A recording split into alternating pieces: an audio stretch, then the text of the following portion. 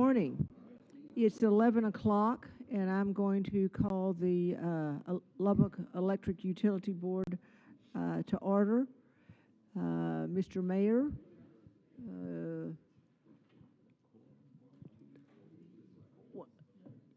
I think you have a quorum, I think, Mr. Mayor.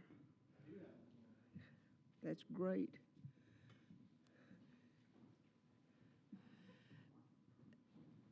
As the mayor's taking his seat, I just wanted to thank the interest of the city council, Christy and Latrell and Steve and the mayor for being here, and all of the city staff, and of course our great staff. Thank you for being here. So let's see, the first thing on the agenda is I'm calling it to order at 11:01. Is there any public comment? Nobody wants to talk to us. Okay. With that, Let the mayor open his meeting. do you want to open your meeting? We're open, Gwen. Okay, Thank you. the city council is now open. The utility board will now recess into executive session in accordance with 1 VTCA Government Code 551086 on competitive matters of LPL, VTCA Government Code 551071, seeking advice of and consultation with LPL's attorneys on a matter in which the duty of the attorney to the government body under the Texas Disciplinary Rules of Professional Conduct of the State Bar of Texas clearly reflects that Chapter 551 of the Government Code and seeking advice of its attorneys about pending or contemplated litigation or settlement offers, and 3 VTCA Government Code 551.074 to deliberate the appointment, employment, evaluation, reassignment, and/or duties of a public officer or employee, that is, the Director of Utilities and General Counsel. Mr. Mayor. Thank you, ma'am. City Council at this time will hold an executive session for the purpose of consulting with city staff regarding the following: competitive matters of the public power utilities under Section 551.086 of the Texas Government Code, pending or contemplated litigation or settlement offers, and hold consultation with attorney under Section 551.071 of the Texas Government Code, and personnel matters under Section 551.074 of the Texas Government Code. Thank you, Mr. Mayor. We'll be going to the 5th floor, is that correct? Second floor, okay. And let the minutes also reflect that all members of the board are here with the exception of Mr. Odom. Okay, let's head upstairs.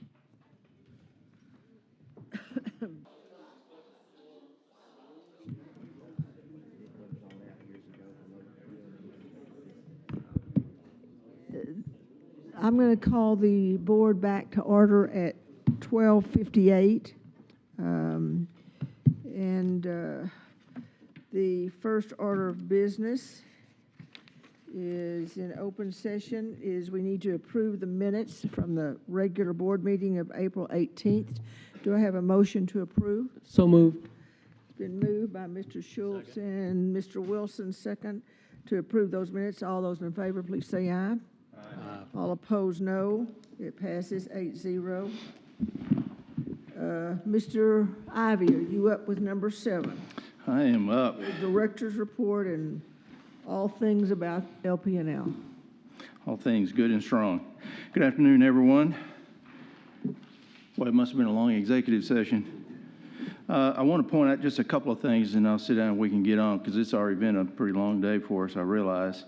We keep working on the timeline of activities that we got. In your packet on page, I think it's 33, we have an amended timeline that we're just going to apologize for, but because of the federal processes that we found ourselves in, we do have that delay issue going on, and so there's a lot of unknowns beyond a certain point. The actual activities to be ready for all this stuff, we're still working on, and we're going to meet most of those deadlines anyway, and some of the ones that we won't because we need more time, and we're going to do it right and do it well. Can we pull up page 33 on our... Who am I looking at?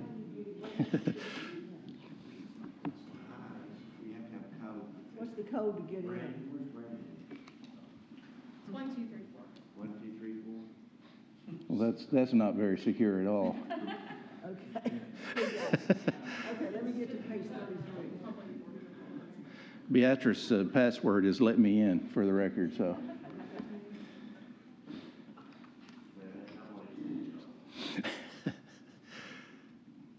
Are you on 33? I just got to it. Let everybody get to page 33 of 35, or 85, excuse me. So you may see, I think it's page 33. yeah, 33 of 85. 33 of the entire board packet, I'm sorry. Okay, now you can speak to it. I'm sorry, I wanted Yeah, everybody to have yeah, that. so, I mean, there's things that, Michael Weingart is keeping this up. We certainly appreciate what he's doing on that. We're basically having to turn our attention to the FERC approval process and make sure that we can put these in timelines that, number one, we're not over-promising anything to anyone because we can't give a definitive date for when we're going to both move to 30% customers or enter into retail competition until we start looking like we're going to be done with that FERC process. So that's the one thing that's kind of hanging over our heads. But like I said, the rest of the activities that we're doing, the stuff that Matt's working on, the stuff that our business office folks are working on, we're still on track with that. Luke and his construction activities and Cody are doing a great job. So I just would say I'm really proud of the staff that we've got and the effort everybody's putting into it. I think we're all fully subscribed and on board with getting this done and getting it done well. Madam Chair, that's about all I had on the comments of that. So are there you for your- saying that the flight testing is complete and the construction will be complete by the end of May? I'm going to let Luke speak to the construction, the flight testing piece. Are we done, Ashley? Flight testing is completed. Yeah, yeah. We're still doing penny testing. We had that scheduled to be out through June just in case, but they've been able to move faster than that. So all the flight scheduling, testing is done for the people that want to be in retail here? in We're March. still doing penny testing, which is just more or less an end-to-end type test, right? And so, So is the penny testing complete? No, ma'am. No. Still ongoing. When do you expect that to be complete? They have until June 26th to complete penny testing with us. June Okay, So 26th. June 26th is the. That's our target completion date, okay. yeah. And with the delay, it's not posing any issues for that to go out to that period of time. But it doesn't hurt us to go ahead and stay with No, it. absolutely. I mean, what we really want to do is get all this testing done, get our tariff done and approved so that we can start signing REPs up and start getting some knowns for them. Okay, so everything within our control, it's full speed ahead. Full speed ahead. Thank you, ma'am. Okay. And then the other thing, you know, we asked for and got permission to alter our purchasing policy so that we can more or less speed up the process for buying certain materials that we need. On page 70 of 85 in your packet is just a little bit of a report that Felix is putting together, and we'll put this in the packet once a month so that you can see the activity associated with what we're doing, using that policy for. How is that different than what's on page 32, or is it the same?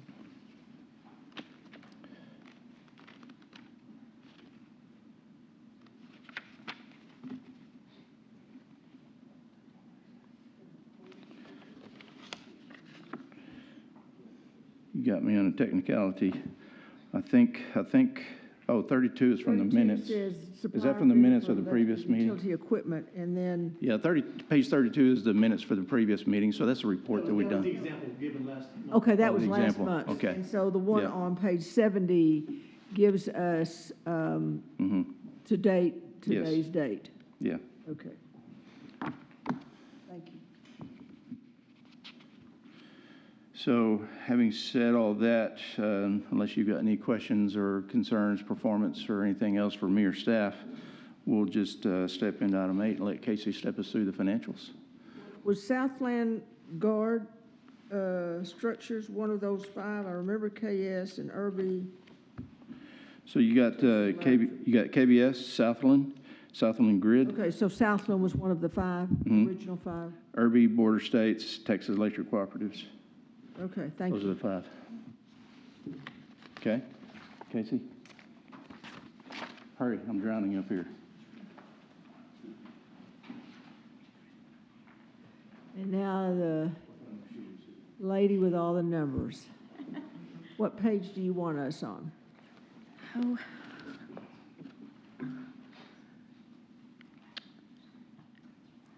Page 15 and 16, if I have my page numbers right, is where we're going to start. That should be the March financials.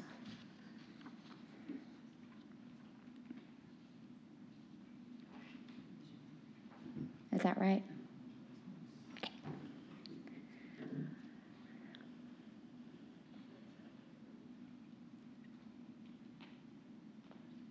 Okay, is everybody on page 18 and 19? Okay. Y'all Thank ready? you, Casey. Okay. So we'll start off with our balance sheet and our cash flows. So you can see on our balance sheet that our cash and cash equivalents have increased by $7.9 million since last month. If you look at our cash flows, we can see the reasons for that increase. So in our operating cash flows, we're positive $5.9 million. That's going to be due to payments we received in our outstanding AR as well as our overcollected position. In our cash flows for our financing activities, we're negative $7 million. That's going to be our CIP spending for the month, and $4.3 million of that will be refunded by bonds in April. And then in our investing cash flows, we're positive $9 million, and that's going to be due to refunds on CIP spending from February. Moving on to our liabilities, we can see that there is a decrease in our liabilities. That's going to be due to a decrease in our payables that's been offset by our now over-collected position that we're in, as well as an increase in our other current liabilities. And then our net position did decrease slightly, but we're still up $6.3 million for the year. So moving on to our financial ratios, these ratios are going to be a little bit different than what I normally present. These are going to be our quarterly ratios. So the first one that we're going to look at is our debt to total assets, and what this ratio tells us is how much of our assets have been funded by debt. You can see that it's the same at 60% as it was last quarter. Honestly, we can expect the 60% to be kind of the same throughout the year. It's really only going to change when we start making a dent in our debt. The middle ratio is our debt service coverage. This tells us how much free cash we have to cover our outstanding debt. You can see that we did have a pretty significant increase from last quarter to this quarter, and that's going to be due to an increase in our operating income and interest income, as well as a decrease to our overall debt because we did make a payment in February. And then the last ratio that we're looking at is our reserve requirements. So as of March 31st, our cash reserves are above the stated reserve requirement of $78.1 million. And barring any unforeseen cost exposures based on our current cost estimates and PCRF, we anticipate meeting our reserve requirement by the end of the year. Okay, we're going to move on to our income statement. Any questions? Do y'all have any questions on that before we move on? You good? At this point in time, we should be about 50% of our budget. You can see in our charges for services and purchase power, we're under budget about 46%. That's just going to be a result of our purchase power costs coming in lower than we had originally anticipated. And in our departmental expenses, we're also under budget at 42%. Our T costs and hold harmless payment are coming right in at budget. And then our operating income is coming over budget 54%, and that's going to be a result of our departmental expenses being under budget. Do y'all have any questions for me?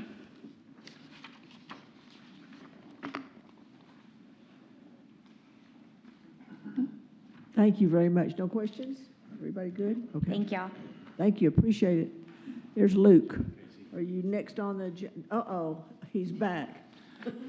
As you, that's not always good news. As usual, I stand corrected. So on page 32, the one that you pointed out, Madam Chair, is the actual list of people that we've solicited with, plus a couple of extras that aren't on the list. So we've actually done business with those folks under the arrangement in the policy.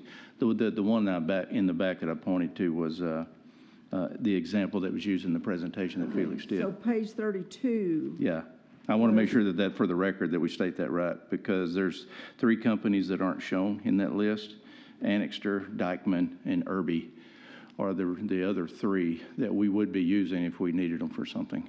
Okay, so this is page 32 is a look back, but these are part of the 5 that we approved. On page 32. Right, and then Yeah. page 70 is, Is the example that Felix used in the presentation last time.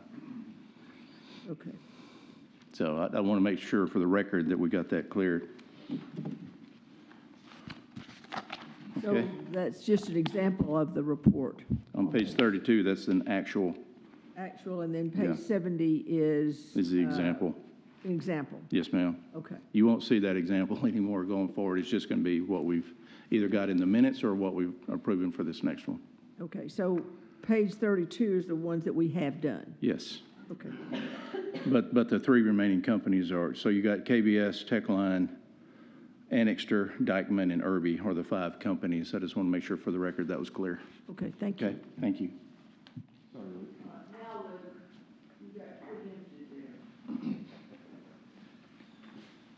Good afternoon. I'm going to be giving you a report on our construction projects and the cutover. I believe the slides are on page 10 through page 13, and then I also have the slides that will be up. So we'll start with our substation projects, and you'll notice on our schedules that some of the projects that have been complete have dropped off. So we're only showing two substation projects, that's Vicksburg and McDonald. Both of those projects, the construction is substantially complete and the commissioning and testing is also complete.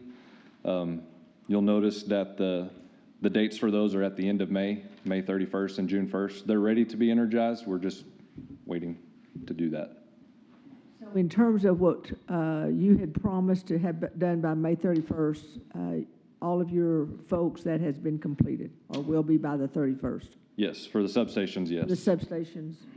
Okay. Yes, that's correct. And there's still a lot of activity going on, especially at Vicksburg. We're still building the security wall, so if you drive by there, you'll probably still see some work, but that's not affecting the energization of the sub or the actual cutover. That's just ongoing. If we were still on the construction. original schedule, you would have completed everything you needed to be energized for the cutover? Yes, that's correct. Okay. This is, the next page is the schedule for the feeder projects, and the bars that you want to pay attention to are the orange-colored bars. You can see that our green line, which is where we are today, the Yellow House job and the co-op job, they're basically right there at that green line today. They're tying up loose ends. Those are being finished up as we speak. Today, I think co-op was actually completed this morning, so those are complete and done. The two remaining feeder projects, Vicksburg and McDonald, that are still ongoing, should be complete in the next week or two. It looks like McDonald will be the last project that's completed for our cutover. Still expecting it to be before May 31st. So within the next 2 weeks. I did want to say that the remaining projects that we have, those are projects that contractors are doing the work on. We put a substantial amount of work on our internal staff and our internal crews, and I wanted to, I guess, just say that I really appreciate them. They've done a really good job and have been able to complete all of their work by this week for the projects that they were assigned to construct. So they really stepped up to the plate on that, and I think they should be recognized for it. So this is our procurement slide, and I just want to say that it's beautiful today. You can see that there's 100% across the board. As you know, with the supply chain crisis, procuring all the material and everything that we needed to get these projects done was no small effort to get that done.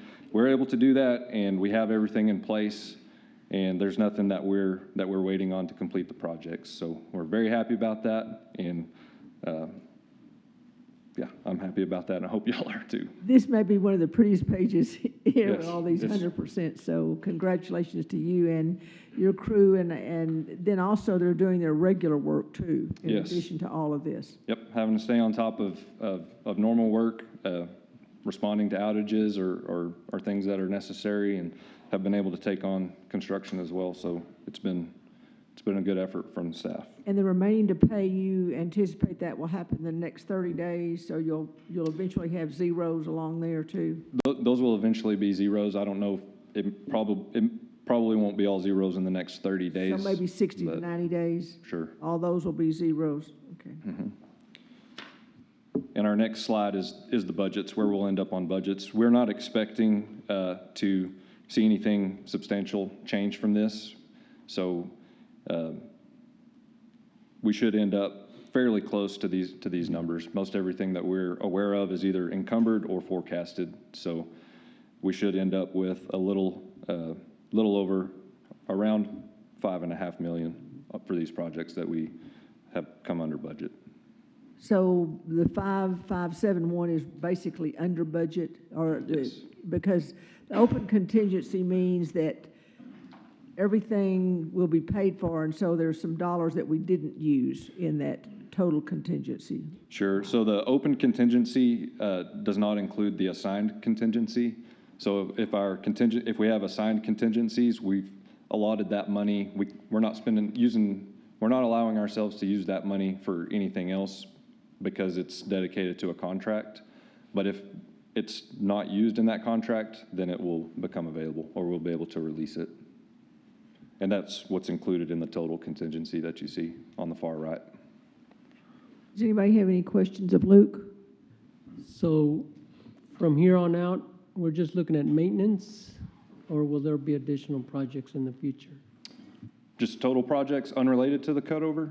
Or we have multiple, or we have ongoing construction for, on the distribution system for new services or rebuilding lines, old lines that we're having to rebuild or upgrade the capacity of substations or distribution lines due to increased load.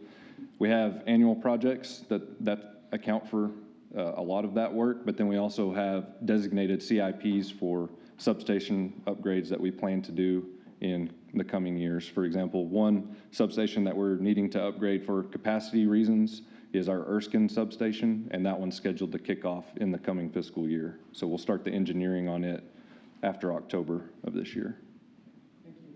Luke, will we be doing some of the 4,000 volt We will. projects now? We've already started on some of that. We've got the engineering done, and we've procured some of the materials. So before October, we should actually have some construction complete, and then we have a plan for how we're going to execute that entire conversion Okay, that over might the be coming something years. nice to have at subsequent board meetings, the status of those 4,000 volt, because you'll do some this year, and then I know some will bleed into the next year too. So that would be helpful, Joel, if you'll do that, because I know that's something we need to get done.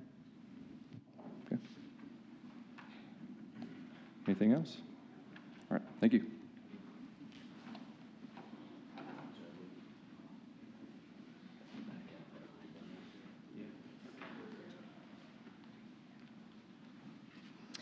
So this will still be on item 9. I've also got a little bit of item 10. I don't have any slides for you all. I just wanted to give you kind of a brief update.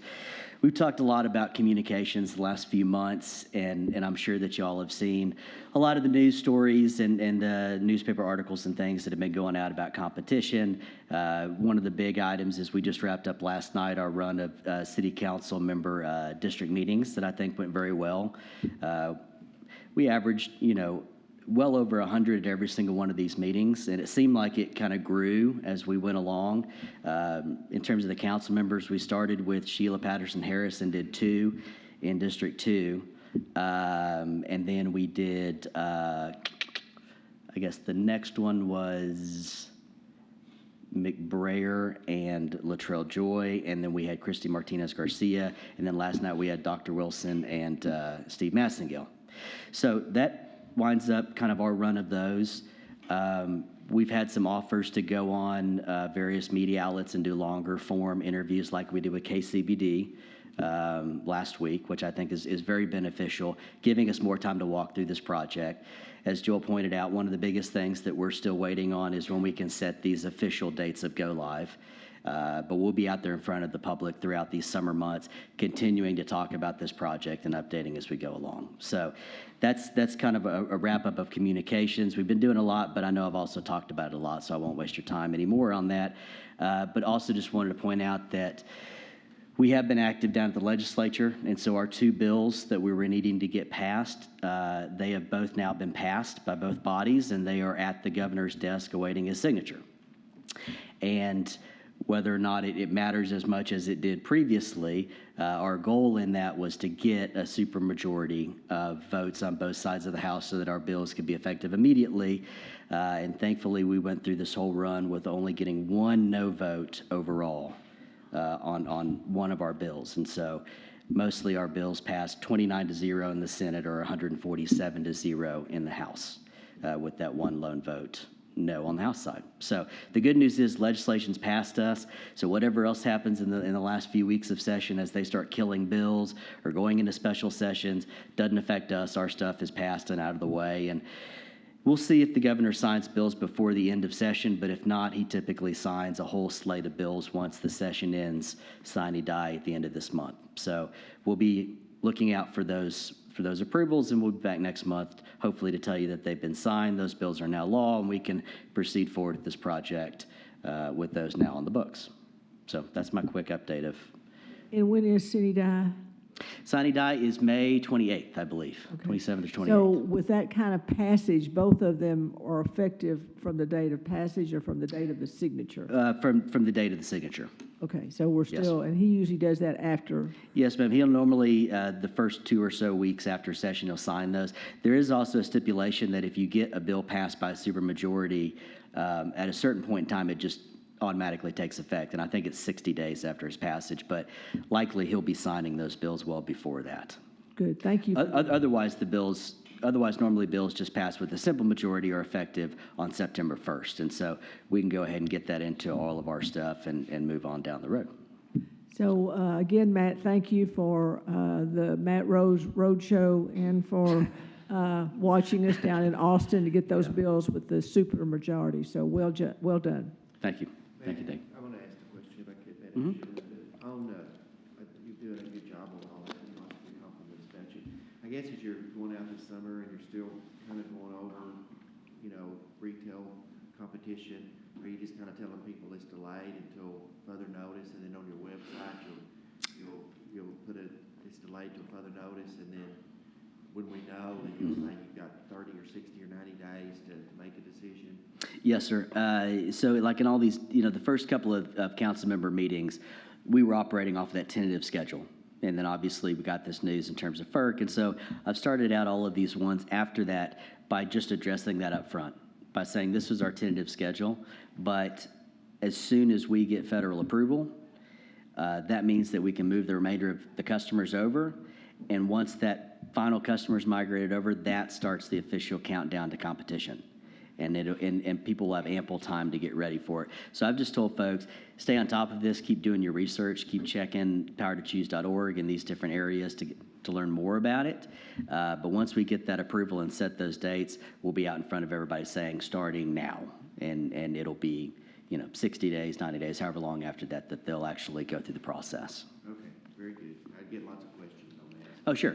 And so you can tell folks that, right now we're just awaiting that last approval, but just as soon as we get it, we'll put out a press release and I'll be all over the news saying it's real and these are the official locked in dates. Thank you, sir. Yes, sir. So, Okay, number 10, Helping Hands. Solomon, are you going to do that?